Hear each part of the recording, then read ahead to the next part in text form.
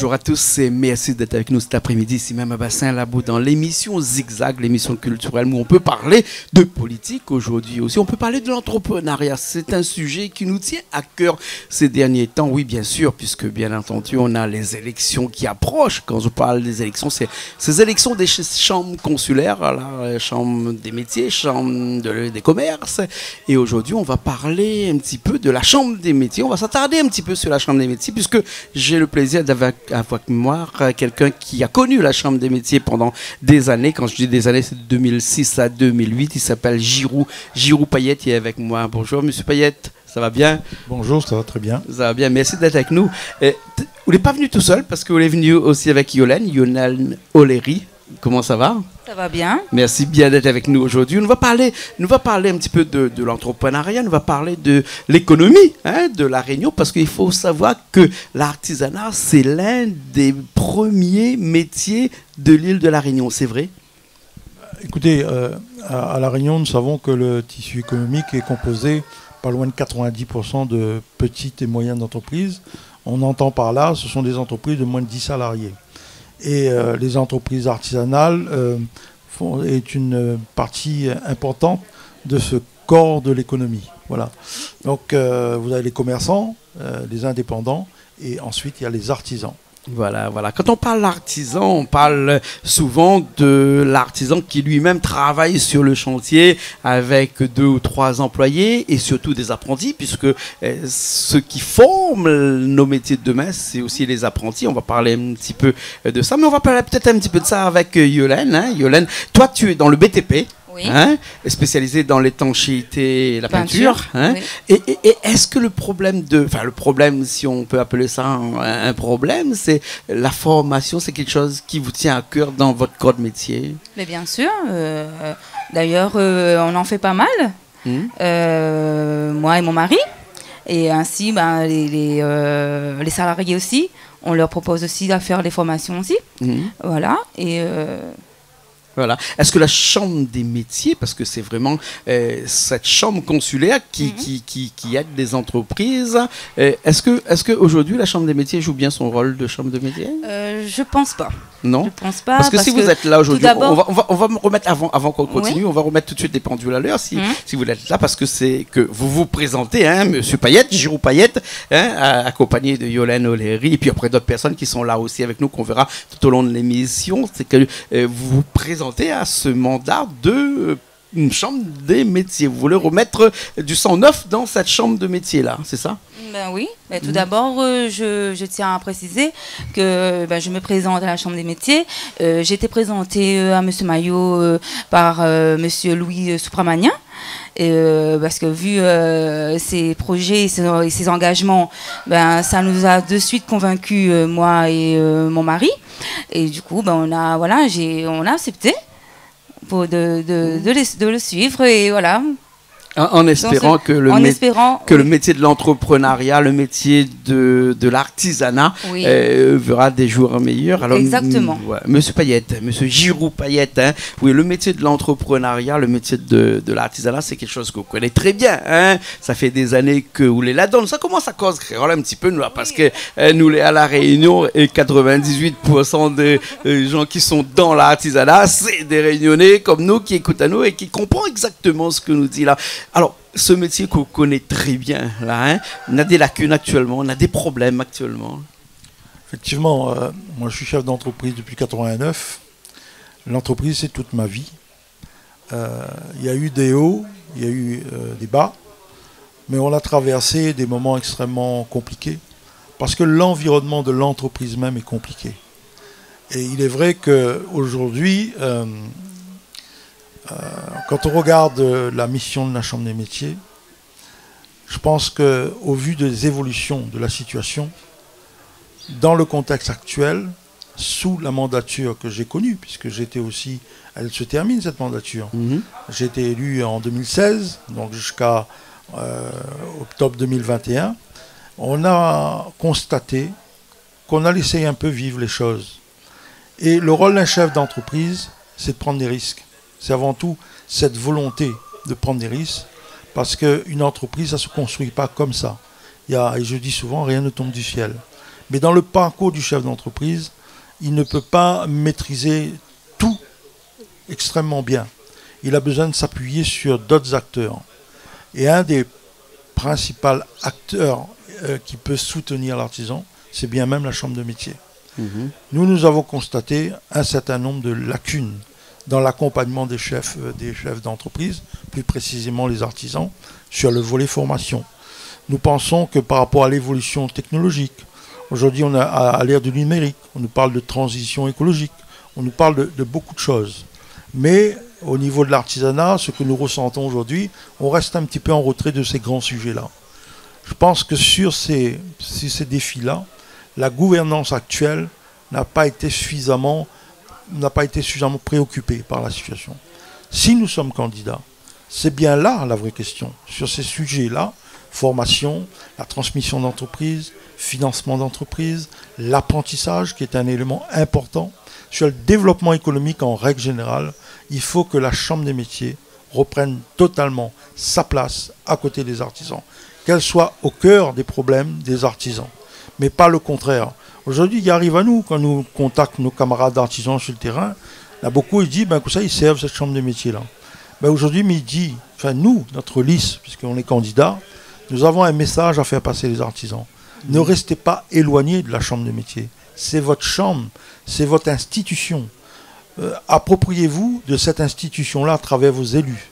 Donc on a à rebâtir un nouveau modèle de développement et un nouveau modèle de positionnement de la Chambre des métiers pour les artisans. On voit bien voilà l'enjeu. On voit bien là, M. Payette, que le rôle d'une chambre consulaire comme la Chambre des métiers est d'accompagner les entreprises, hein, toutes les entreprises actionnaires. Mais quand on parle de l'artisanat, on fait toujours référence au chef d'entreprise qui, lui, travaille sur les chantiers, dans sa boulangerie, dans son métier. Mais c'est vrai qu'il n'a pas été formé, peut-être, hein, je dis, pour toute cette partie administrative-là. Et généralement, dans plusieurs cas, on voit que sa compagne, sa femme, généralement, c'est la personne qui s'occupe des papiers, comme on dit chez nous, derrière, hein, et qui l'accompagne dans toute cette partie administrative-là. Et ça, Yolène est là pour nous en parler. C'est que la femme du chef d'entreprise est un élément clé dans l'entreprise artisanale ici. Et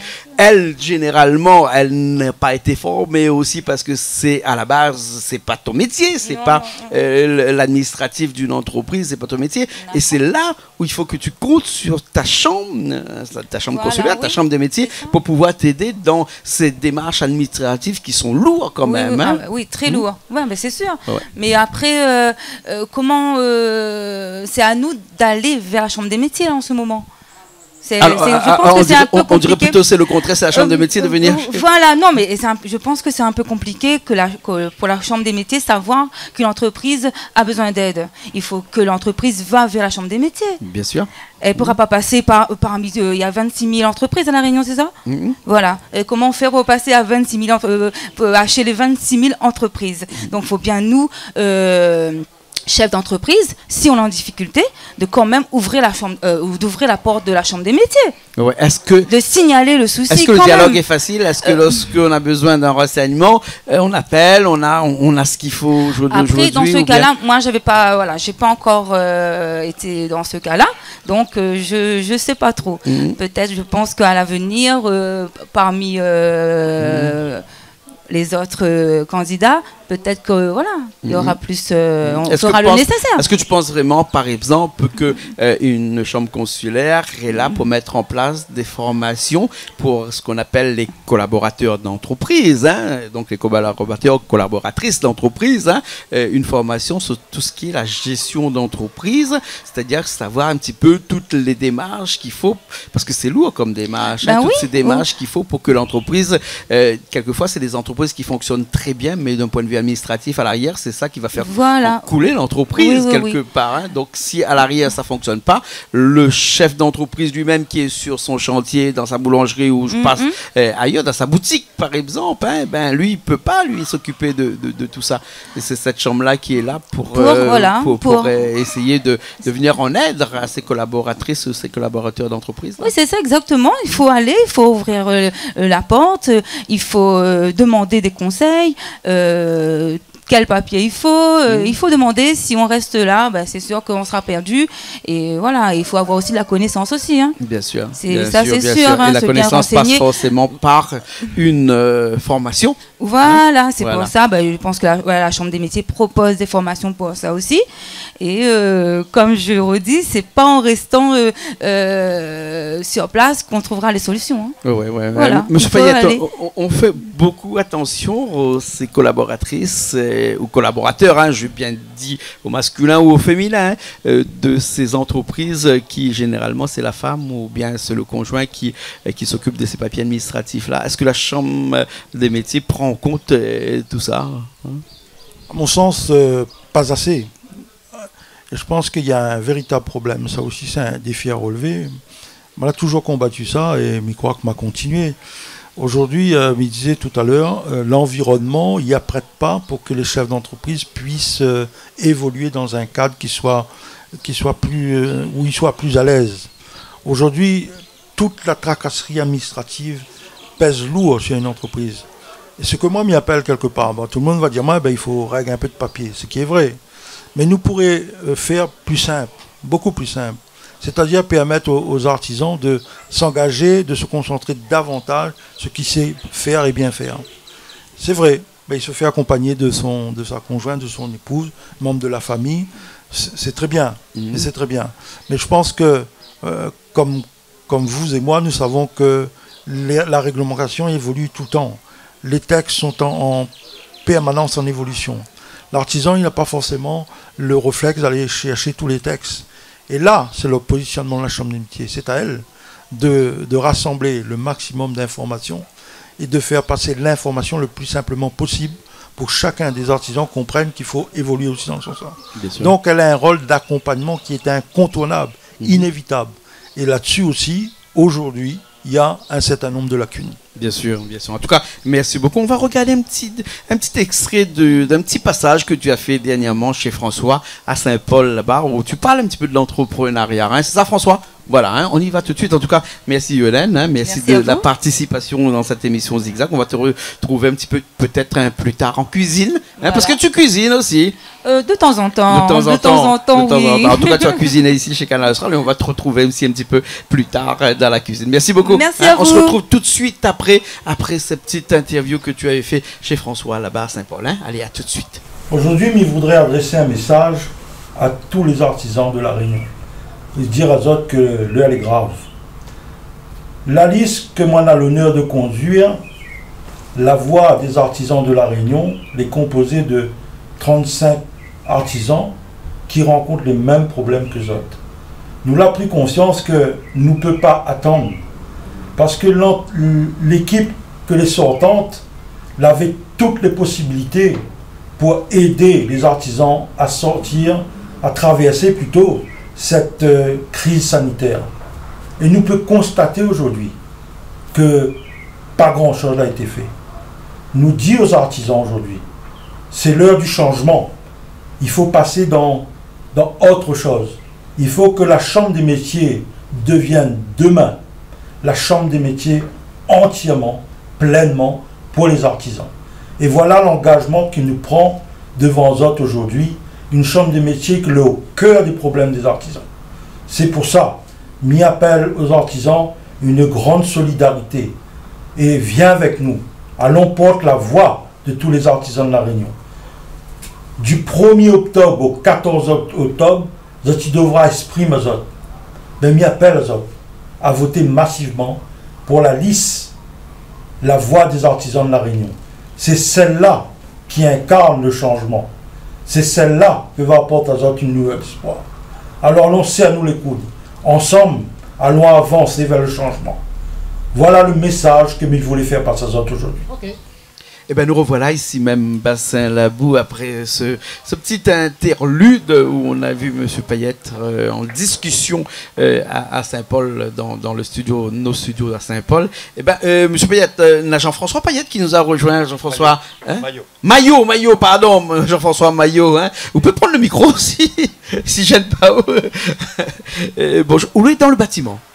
Ouais, mais dans le bâtiment depuis 25 ans. 25 ans. D'accord. Donc il y a eu des bons moments, des mauvais moments. Mais c'est vrai que depuis un bon moment, on y passe des mauvais moments. Depuis un bon moment, Depuis un bon moment, on y passe des mauvais c'est moments. presque à la limite du pléonasme. Bah oui, mais bon, la conjoncture aujourd'hui, il fait que malheureusement, nous l'avons abandonné. Nous l'avons vraiment abandonné. Et c'est pour ça qu'aujourd'hui, le constat qu'on fait aujourd'hui, c'est que on doit prendre notre destin en main. Et comment prendre notre destin en main aujourd'hui? Il y a les élections, la Chambre des métiers, d'accord? Comme on l'a toujours dit, il ne doit pas rester spectateur. On a des connaissances aujourd'hui, on a une certaine expérience. Aujourd'hui, on a le devoir de partir devant pour accompagner le chef d'entreprise. Comme tout le monde, il dit, tous les jours, le chef d'entreprise a la tête dans le guidon. Donc il faut des gens comme nous, d'accord, pour pouvoir mettre en avant, remonter la problématique des chefs d'entreprise. Parce que le chef d'entreprise, moi, j'ai l'occasion de faire des réunions avec beaucoup de chefs d'entreprise. Le chef d'entreprise ne parle pas. Quand on a à la table, on a un micro, il ne parle pas. Il va parler derrière quand il est fini.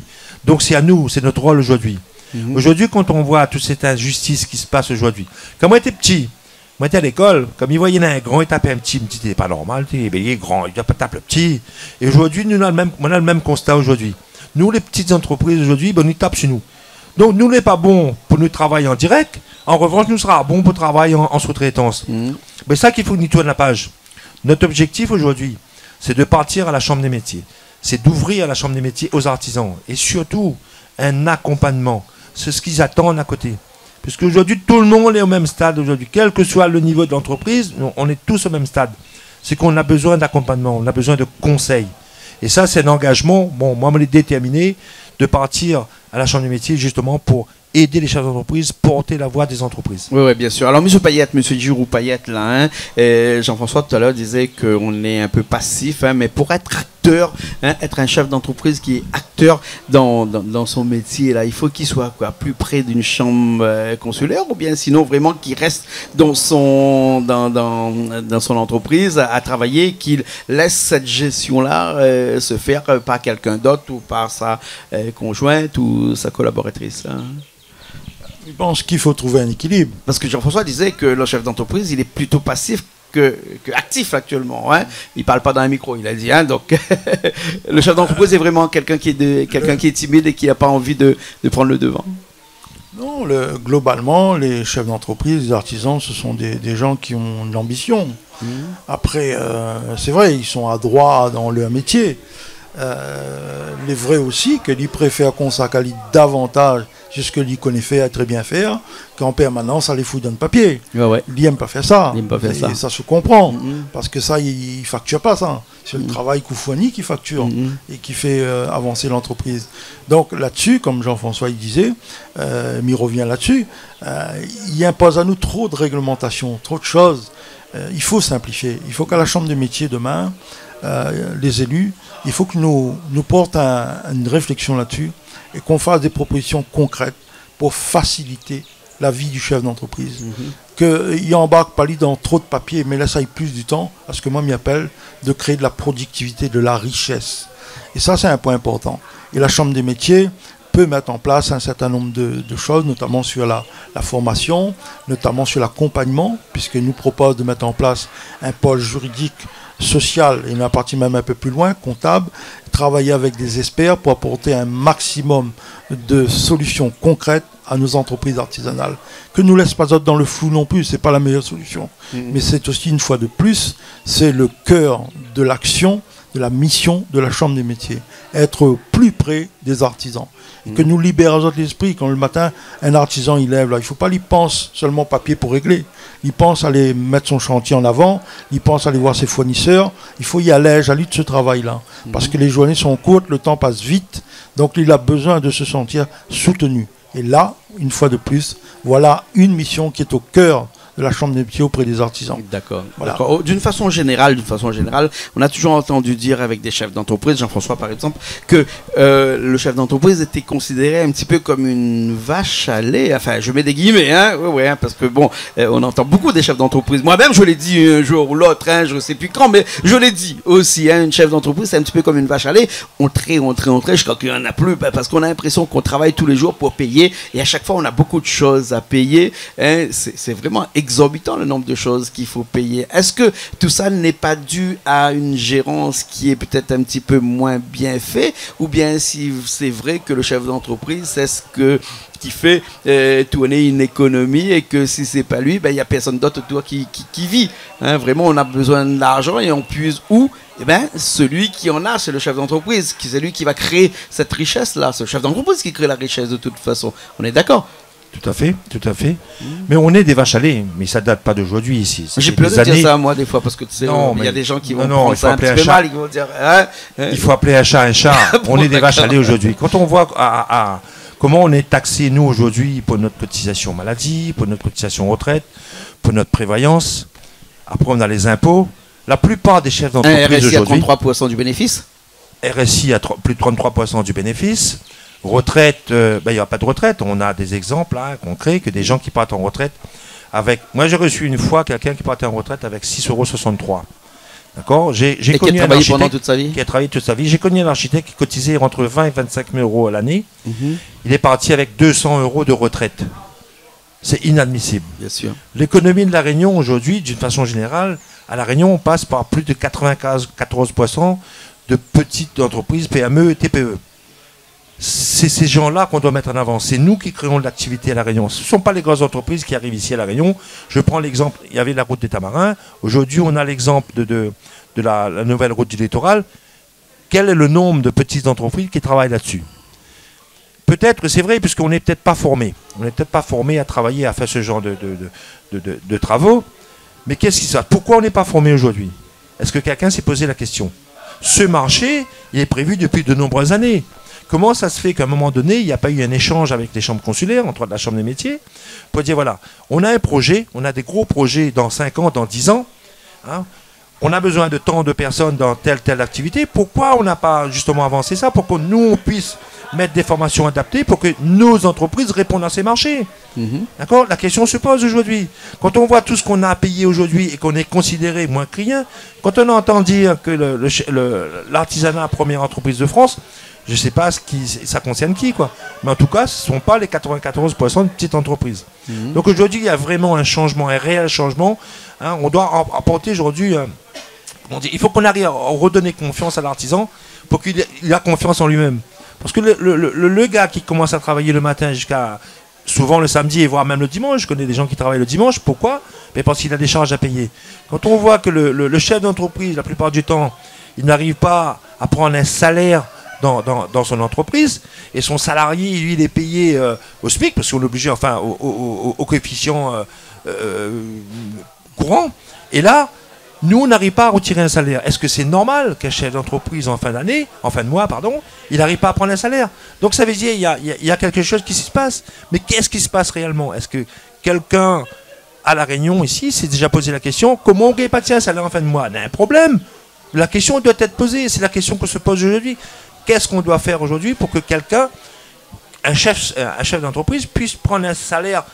Je ne vais pas dire qu'il prend 4-5 000 €, on sait bien que ce n'est pas possible, mais qu'il prend un minimum, qui touche un peu plus que son salarié.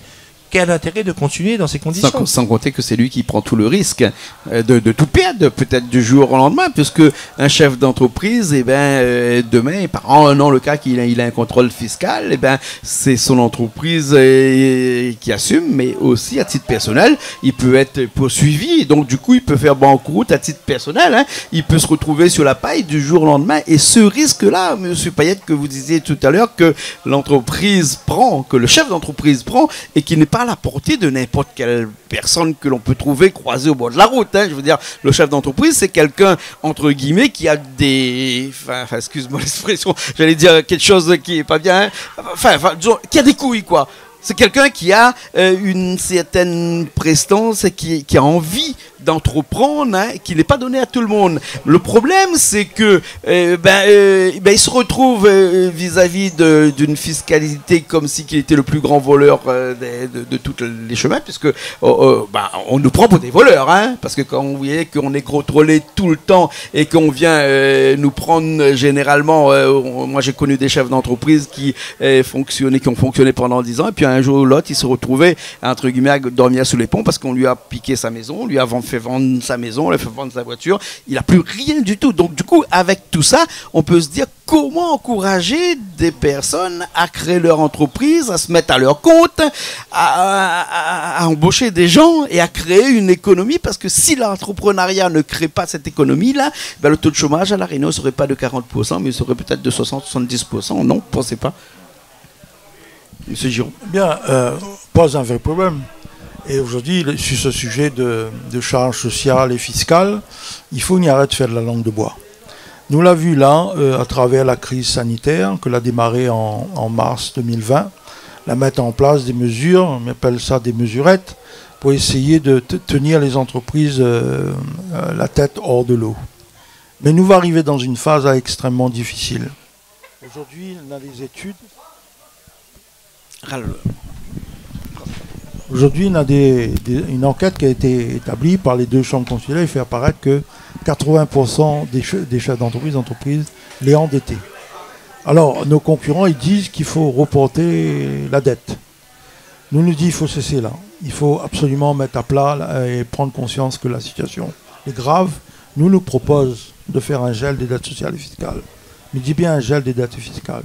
Il faut enlever la pression sur le dos des chefs d'entreprise pour qu'ils puissent voir un avenir un peu meilleur. Quand nous venons de sortir d'une crise comme ça, nous ne sommes pas redémarrer sur une base qui est extrêmement fragilisée.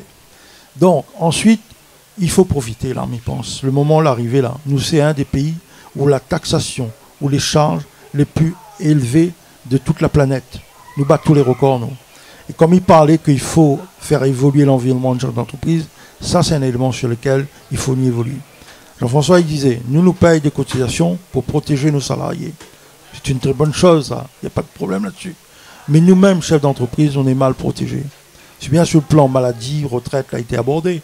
Mais demain, vous disiez tout à l'heure, nous perdons de l'entreprise. Mais nous perdons tout. Nous-mêmes, point de droit à une allocation quelconque. Donc, tous ces aspects-là, si nous voulons encourager nos jeunes demain à investir dans le monde de l'entrepreneuriat, il faut nous faire évoluer cet environnement-là. On veut vendre toute l'entreprise demain. On a un enfant, on veut transmettre à lui une entreprise demain. Dans cette situation-là, en tant que père, mère de famille, nous n'avons pas envie de transmettre nos entreprises dans ces conditions-là. Parce que les soucis que nous avons eus depuis plusieurs années, les pressions que nous avons subies, nous n'avons pas envie de transmettre ça à nos enfants. L'heure est arrivée pour remettre sur la table l'évolution du monde de l'entrepreneuriat. Et moi, je pense qu'il faut, nous, à la Chambre des métiers demain, nous relève ce défi-là. Et relève de notre responsabilité de ne plus laisser ça. Bien entendu, ça ne va pas se faire facilement, parce qu'en face de nous, il faut qu'on ait la force, la conviction, et qu'on amène les éléments pour que nos décideurs demain prennent conscience qu'il faut qu'on évolue dans une autre sphère, pas celle de la pression, de la facilité, de la compréhension, de l'accompagnement. C'est comme ça qu'on va réussir et faire avancer le monde de l'entrepreneuriat. D'accord, repenser l'artisanat ici à La Réunion. Alors Jean-François, on va se quitter là, hein, parce qu'il y a dernièrement, tu es parti faire un petit tour chez François aussi, François Auré, à Saint-Paul. Oui, tout à fait. Et vous avez discuté un petit peu, on va aller t'écouter un petit peu. D'accord? Ok. Merci beaucoup en tout cas. Hein? Merci. Merci. Hein? Nous, on se retrouve dans un petit instant tout de suite après tout ça. Restez là, et puis après on revient tout de suite. Le message que je souhaite passer aujourd'hui, c'est aux artisans d'une façon générale et surtout aux adhérents du CSAPR.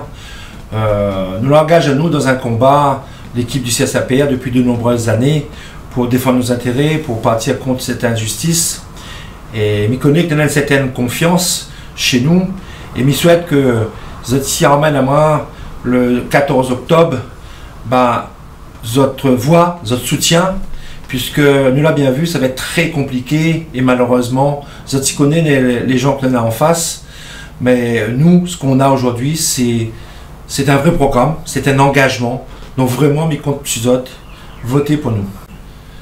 Je souhaite vraiment que le 14 octobre, vous votent pour la liste de la voix des artisans de La Réunion.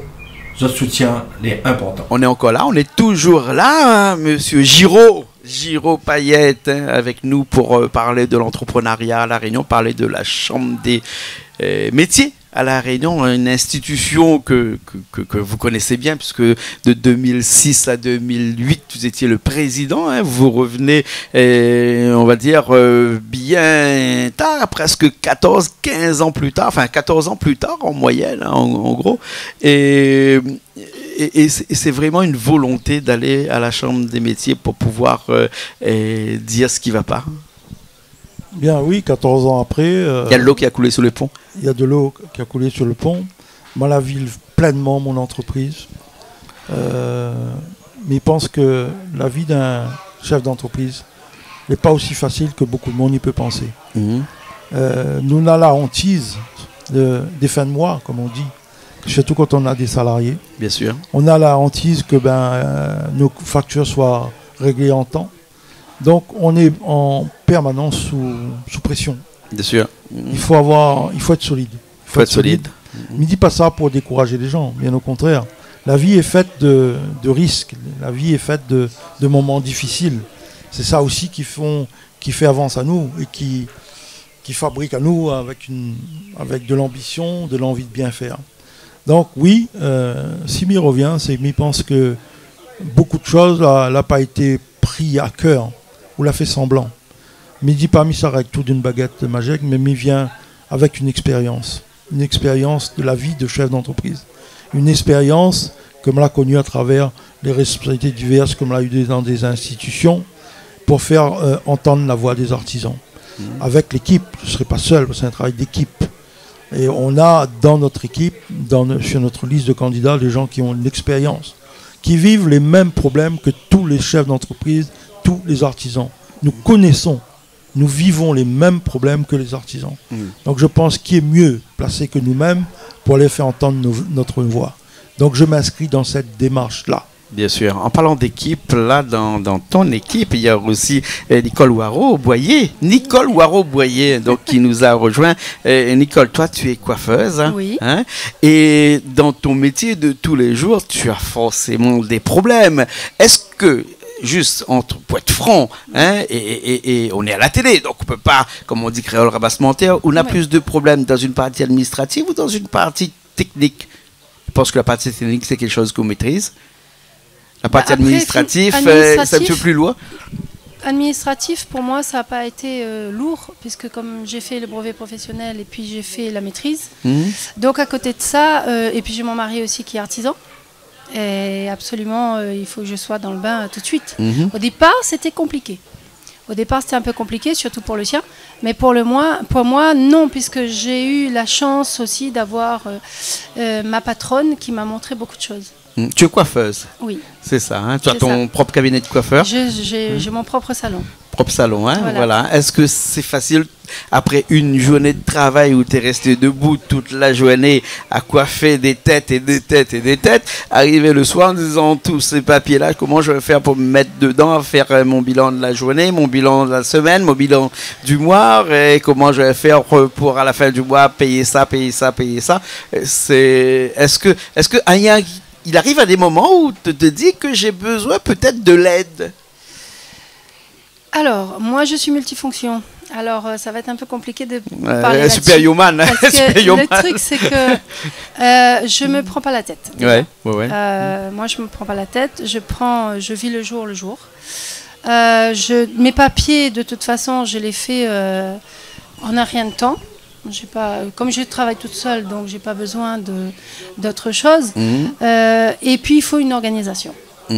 Avec une organisation, tout va bien. D'accord. C'est comme une maison. Si vous avez une organisation dans une maison, tout se passe à merveille. Après, on a quand même des petits trucs qui arrivent, oui, effectivement. Mais bon, pour moi, comme je disais tout à l'heure, pour moi-même, j'ai pas de problème. Après, c'est le plus gros, c'est celui de mon mari. Et ça, c'est plus compliqué. C'est plus compliqué parce qu'il vaut mieux qu'on est coiffeuse qu'on est dans un autre métier. Oui. Alors, parce qu'en tant que coiffeuse, on n'a pas trop de soucis, apparemment. Non, moi, si on t'écoute. Non. Mais, moi, de ma part, je ne peux pas dire que j'ai des problèmes. D'accord. Après, on a des problèmes si on travaille mal. Si, le plus compliqué, c'est en ce moment. En ce moment, pourquoi? Parce qu'avant, on avait les fêtes, on avait les soirées, les mariages. Là, c'est compliqué. C'est compliqué, pourquoi? Pour qu'on nous a enlevé notre liberté, j'appelle ça, de vivre ce qu'on a à vivre. Et le problème, c'est que le travail n'est plus comme avant. Mais après... Il y a une chute du chiffre d'affaires, forcément. Oui, beaucoup. Voilà. Et je trouve ça dommage parce que pour... Enfin voilà, je ne m'avancerai pas plus dessus. D'accord. Il y a des choses qui devraient être faites d'après toi pour pouvoir faire en sorte que le métier que tu fais ou de celui de ton mari, que je ne connais pas, mais tu vas sûrement nous le dire dans un instant, puisque c'est un métier qui a plus de soucis que le tien, pour que les choses s'arrangent, il y a des choses qui devraient être faites d'après toi? Il y a des choses qui devraient être faites. Oui, beaucoup. Oui. Il y a beaucoup de choses, surtout de son côté, même de mon côté. Sans indiscrétion, il est dans quel métier? Il est dans le terrassement. Dans le terrassement. Voilà. Et le problème, que ce soit dans mon métier, moi, que je disais à Jean-François Maillot, moi je suis contre, parce qu'on nous avance des brevets professionnels, on avance dans notre métier, on connaît la chimie, on connaît nos couleurs. Et moi je suis contre que les pharmaciens prennent, par exemple, notre travail. Ils vendent des couleurs. Oui. Les esthéticiennes, c'est à eux de vendre leur crème, c'est pas aux pharmaciens. Vous êtes d'accord avec moi? Maintenant, on est là, on a fait notre travail, c'est à nous de faire ça. On n'est pas dermatologue, donc on ne va pas faire le shampoing qui va à un cheveu qui a une desquamation ou une maladie. Maintenant, quand on est coiffeur, il faut le faire avec passion. Mais moi, je suis en train de dire en ce moment que les autres sont en train de voler notre place. Moi, je ne vends pas des efferalgans, je ne vends pas des cachets, je ne vends pas des tisanes qui ne m'appartiennent pas. Si vous êtes lancé dans la Chambre des métiers avec M. Giroud Payette qui est là avec nous, si tout va bien, pourquoi? Pourquoi? C'est pour défendre notre métier, pour défendre l'artisanat. L'artisanat est en train de se perdre. On a voulu mettre, on m'avait dit, il y avait 10 ans de ça, qu'on allait rassembler tous les corps de métier dans le même stade. Non, on ne peut pas. Le coiffeur ne peut pas être un boucher.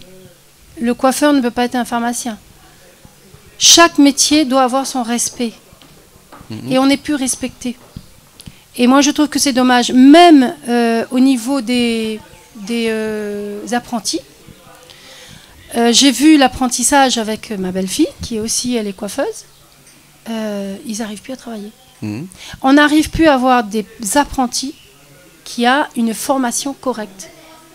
Et ce n'est pas nos formations que nous, on a appris avant. Et c'est ça qui est dommage. Et ça, on me l'avait dit. On m'avait dit que, ouais, mais dans ce temps-là, on aura des choses qu'on ne fera plus. Non, les bases restent les bases. Une cuisine, quand elle a une recette, elle a toujours ses bases. Si elle a plus ses bases, on ne peut plus faire une recette. La coiffure, c'est la même chose. Et ces bases-là ne sont plus là. Et ce qui est dommage. Et la faute à qui? La faute à celles qui sont là.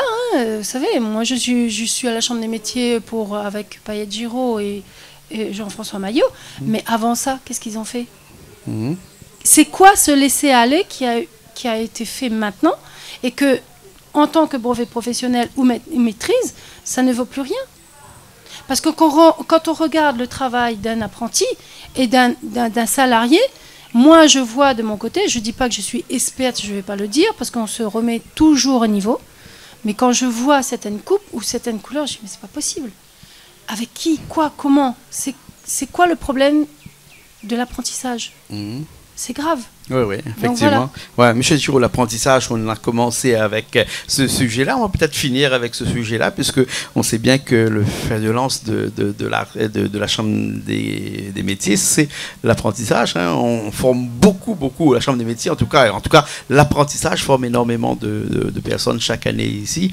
Et c'est vraiment là-dedans qu'il faut mettre le paquet, comme on dit, pour pouvoir faire en sorte que nos jeunes de demain puissent trouver du travail, puissent être formés et donc être à nouveau la relève et qui va faire en sorte que notre économie va fonctionner à nouveau.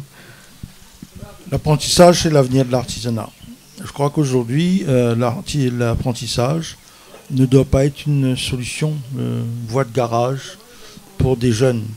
Nous devons tirer vers l'excellence. C'est-à-dire qu'il faut que les jeunes viennent vers l'apprentissage des métiers de l'artisanat, mais pas qu'on les force à aller vers les métiers de l'artisanat. L'artisanat, il faut aimer. Il faut aimer les métiers, la coiffure, l'esthétique, les garagistes, les fabricants de meubles. Dans l'alimentation, il y a plusieurs métiers. Donc, il faut qu'on redynamise, qu'on modernise les métiers de l'artisanat pour que les jeunes viennent vers nous, vers l'artisanat. Parce qu'il y a aussi un sujet très important, c'est la transmission. Pour transmettre, il faut que nous ayons des jeunes qui viennent vers les apprentis, dans les filières d'apprentissage. Nous allons, nous, demain, à la Chambre des métiers, faire un état des lieux sur la filière de l'apprentissage. Est-ce que les orientations qu'on a pu donner aujourd'hui correspondent encore à celles de la réalité du terrain? Pour ma part, je peux dire que ce n'est plus ça. Il va falloir qu'on fasse un inventaire et qu'on fasse autre chose dans l'apprentissage. Relever le niveau de l'apprentissage, que ça devienne une filière d'excellence. Voilà un aussi des défis que nous allons relever. C'est faire gagner l'artisanat, c'est faire gagner l'apprentissage.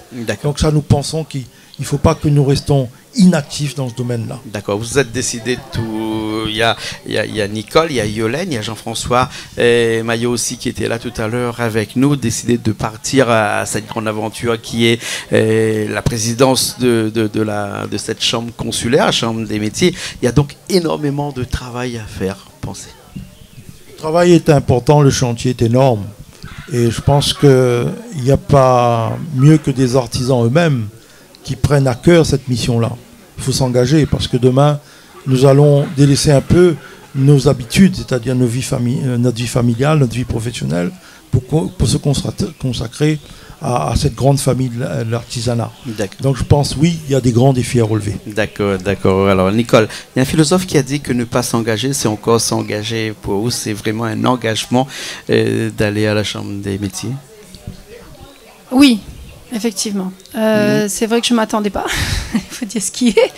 Mais quand je fais quelque chose, je le fais avec le cœur. D'accord. Voilà. En tout cas, merci beaucoup. Nicole Ouaro, on avait aussi Yolène Oléry avec nous. On avait Jean-François Payette qui était avec nous. Maillot. Pourquoi je l'appelle Payette depuis tout à l'heure? Excuse-moi, Jean-François.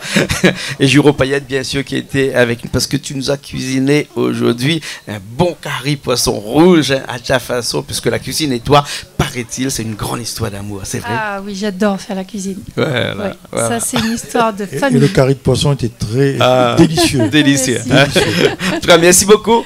Merci beaucoup. Merci à vous. Merci. On se retrouve tout de suite là. Nous, on vous dit tout de suite au revoir. Et puis après, on se retrouve la semaine prochaine dans une nouvelle émission Zigzag sur Canal Austral, bien entendu. Et on se retrouve là, nous, la semaine prochaine dans une nouvelle émission Zigzag sur Canal Austral. Allez, à la semaine prochaine.